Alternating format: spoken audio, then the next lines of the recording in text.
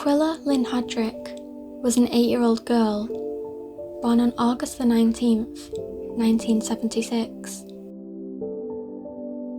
She lived in the Bronx, New York with her mother, 28-year-old Tarona Hodrick, who happened to be 8 months pregnant in the summer of 1985.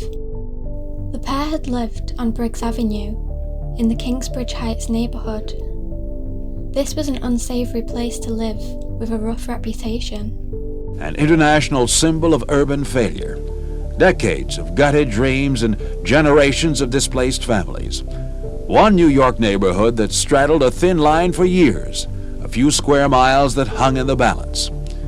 Then poverty turned to chaos, and that tipped the scales. An area just 10 minutes north of that battleground. The Central Bronx, about where Fordham Road crosses the Grand Concourse. Briggs Avenue, our block. Equilla was 4'11", with brown curly hair and hazel eyes. She had a gap in her front teeth and 2 scars on her face, one that was under her right eye and one near her right cheek. She had pierced ears and wore glasses.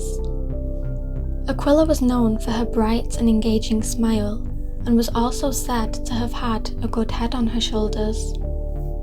On August the 12th, 1985, just 1 week before her 9th birthday, Equilla and her mother Tarona were sat on their porch enjoying the warm summer air. Tarona says that her daughter was keeping her company until around 6:30 p.m, when Tarona began to speak with some friends that were passing by their porch. In the distance, the sound of the ice cream van began to play, something that Equilla had looked forward to each day. The ice cream van was not yet in view, but Equilla would always rush to buy her ice cream with some money that Tarona had given her, ready for when he arrived. As soon as Equilla heard the sound of the ice cream van, she immediately got up and began sprinting around the corner of Briggs Avenue and 194th Street towards a Mr. Softy ice cream van that had been parked up around the corner. Tarona, who was 8 months pregnant, watched as her daughter ran around the corner. She wasn't very alarmed because Equilla would often return quickly. However, this time she did not.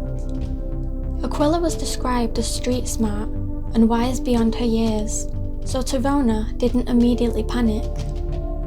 Equilla also knew her own address and her phone number, so would be able to call her mother if she needed her. Tarona decided to wait a little, assuming her daughter had just gone off to play with friends and would be back. Later that evening, Equilla's cousin told Tarona that she had seen Equilla playing video games at the local arcade. However, this would be the last presumed sighting of Equilla. When she never returned home that night, Tarona phoned the police and reported her daughter missing. An extensive search was launched in the vicinity for Equilla, but this turned up nothing. Bloodhounds were called in and they did pick up her scent.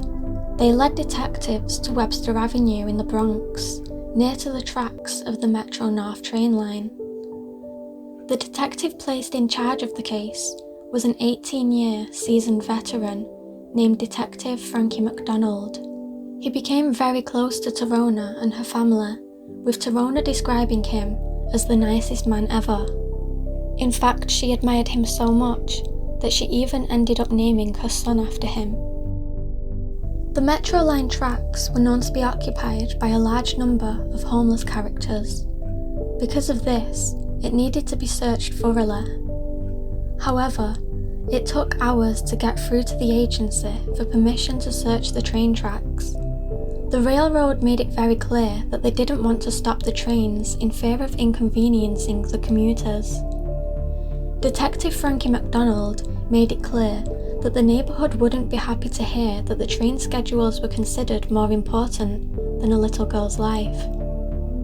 After much argument from Detective Frankie, the Metro Line agreed to slow down the trains but refused to stop the trains altogether.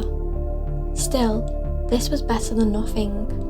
However, when a search was carried out, nothing was found, nor was any trace of 8-year-old Equilla Hodrick. Detective Frankie MacDonald was very passionate about the case, but sadly, Equilla's story never made it to the newspapers. He let it be known that he believed the reason for this was due to Equilla being African American.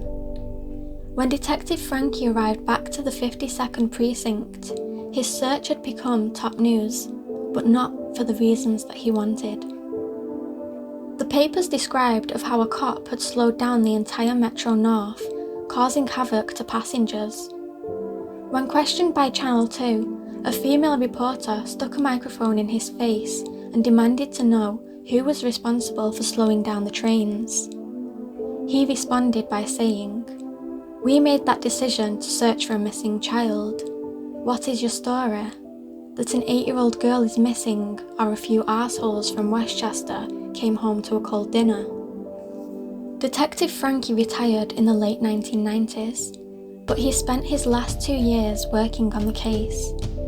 He chased down every possible lead obsessively, and when he put in his papers to retire, he made a personal home visit to Equilla Hodrick to tell her that he was retiring and would no longer be working on the case.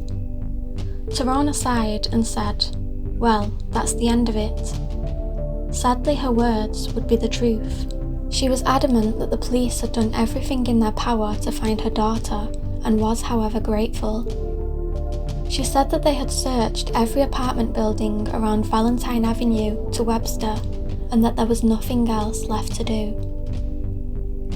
In the years since her daughter's disappearance, Equilla has stated, "I know in my heart she is still alive because I can feel her." Detective Frankie, on the other hand, remarked, "I hate to upset the mother, but I don't think Equilla is still alive." Equilla had a good relationship with her mother. She wasn't a troubled little girl and had no signs of wanting to run away. Equilla knows that if it was possible, her daughter would have called her. It isn't known whether Equilla even made it to the ice cream van that day, and the sighting by her cousin later on in the evening remains unconfirmed. Equilla Hodrick now lives in Manhattan, but keeps her number listed should her daughter ever have the chance to contact her. Equilla said, "I had to get away from the Bronx, all those bad memories. Someday, I'm going to hear from Equilla. Someday." In 2001, the case was reopened by a cold case squad in the New York City Police Department. No new leads have yet been discovered. On the day Equilla vanished, she was wearing cut-off blue jeans, a white tank top with red and yellow marks, and light blue sneakers. As of March of 2022, Equilla Hodrick would be 45 years old. On the screen now is an age progression photograph of what Equilla may look like if she is still with us. I only hope that one day her family will get the answers they have long since been searching for, and finally Equilla's case can be brought to a much needed close.